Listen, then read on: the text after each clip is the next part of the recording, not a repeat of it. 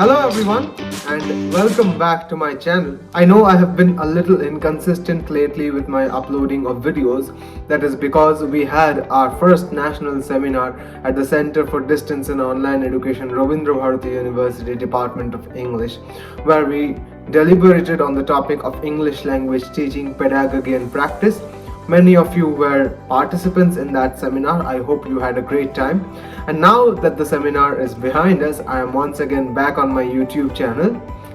Following up on a request which many people had asked of me in a previous video, I have decided to make a detailed video on West Bengal TET and CTET examinations, both of which are coming up very shortly. The form fill up for WBTET has finished and the form fill up for CTET I guess is still going on, so do enroll yourselves when you get the time. I will talk about these two exams in detail, but with more detailed focus on WBTET because that exam is just around the corner, less than a month away from now. So this video is all about that. Let's get started.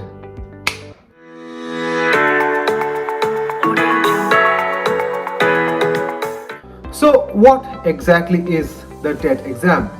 TET stands for Teacher Eligibility Test, and it is conducted on two levels just like the NET and CET exam. Firstly, it's conducted at the West Bengal level, namely WBTET, West Bengal Teachers Eligibility Test, and the Central Teachers Eligibility Test conducted by the Central Board of Secondary Education or CBSE. Both of these exams are more or less pretty much similar, just like NET and CET. There is not much difference between these two exam structures. Obviously the syllabus and everything else is completely different, but the way in which NET and CET are basically a mirror of one another, CTET and WBTET are also just a mirror of one another, except the fact that CTET is applicable all across the country just like NET, whereas WBTET is applicable only for West Bengal. So what happens when you give these exams? Once you pass these exams, the written and the interview, you will be eligible to teach in government schools at the primary level, that is starting from class 1 up to class 8. Now, I have been recently informed that government schools don't have classes below class 1 and they have classes up to class 12. In West Bengal, above class 8, any kind of recruitment that had happened until the year 2011, followed by sporadic recruitment in a subsequent year, and all these recruitments were done by the School Service Commission. But for classes 1 to 8, you have to go through the WBTET exam, which is scheduled on the 12th of December if I'm not very mistaken. So this exam is divided into two categories. One is for classes 1 to 5 and the other is for classes 5 to 8. Now if you want to apply for classes 1 to 5, you have to first complete your 12th with a minimum of 50% from any board or from any stream. Of course, if you have a reservation, you have a relaxation of 5%, which is applicable for almost all kind of qualification marks. Now, after you have done your 12th with a minimum of 50% or 45 if you have a reservation, you need to do a DLED degree, a Diploma in Elementary Education, which is a 2-year diploma course which you can do after you have passed your 12th. When you do the DLED diploma, you are eligible to teach students starting from classes 1 up to class 5. And these students will be getting teachers who appear for the first paper or paper 1 of TET exam. And if you want to teach classes from 5 to 8, then you have to complete your graduation and then do a B.Ed degree or a Bachelor of Education degree. I've already done a detailed video on B.Ed degree on this very channel. If you have not watched it, I will put a link somewhere upwards. You are more than welcome to go ahead and check that one out. Anyway, after you do your graduation, you can do your B.Ed degree. Now, if you do your B.Ed degree, you then appear for paper 2, which is for classes 5 to 8. Now, the application fee for paper 1 is a little lower, I think 600 for general and OBC candidates. And the application fee for paper 2 is, I think, 1200 for general and OBC candidates, and lesser and lesser as the reservations go on. Of course, you are more than welcome to appear for both the papers, and even if you have a B.Ed, you can also appear for paper 1. But after you get selected for the ultimate recruitment, that is you get a job offer, you have to go to your selected school and they will make you do a bridge course, which will be a substitute for the DLED diploma, which you did not do, which is a necessity for teaching classes 1 to 5. But if you have DLED, you cannot teach beyond class 5. Of course, if you want to teach beyond class 5, you have to have a graduation and a B.Ed, which I have already mentioned. So this is the qualification and the structure of the exam, which is divided into 2 papers, and anyone who has a B.Ed is eligible to apply for both papers, and if you have a DLED, you can apply for only the first paper. Now, all that is well and good. What about the syllabus?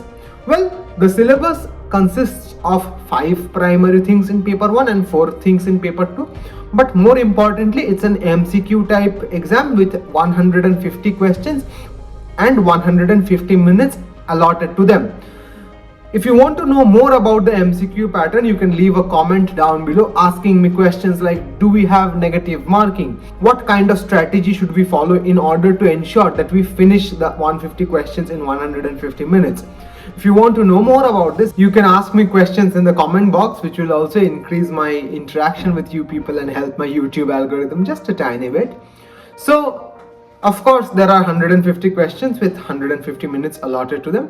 What is the syllabus for paper 1? I will show you a screenshot up on your screen right now, and I'll also read it out to you in tandem. The first section is child development and pedagogy, which has 30 marks allotted to it, followed by 2 languages, Bengali and English, having 30 marks each, and then mathematics, 30 marks again, and then environmental studies, which is again containing 30 marks.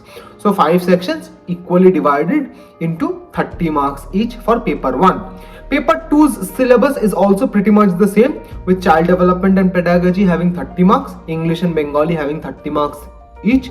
But then the 4th section is different. It's maths, science and social studies. These 3 combined have 60 marks of a total. If you want me to upload previous year's question papers in the description box of this video, or if you want them hand delivered to you, you can always leave a comment down below. I will definitely make sure that you get the question papers which you want.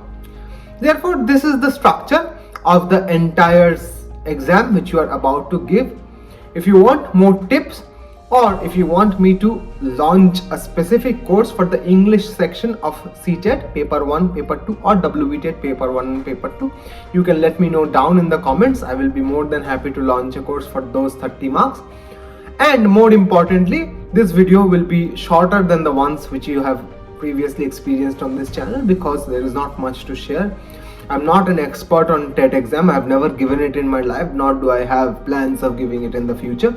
Just because people have requested me to make a video on this, I am making it. But if you want me to do a detailed video on the English section of these question papers, you can let me know. I will analyze the question papers with English questions with particular reference to them in both CTET and WBTET papers in this channel in the future. But for that, I need your responses. So thank you for watching. If you have any questions, queries, doubts or comments, please don't hesitate to leave them down below. And of course, if you are a watcher for the first time, don't forget to like, comment, share and subscribe. I will see you in the next video. Till then, hasta la vista.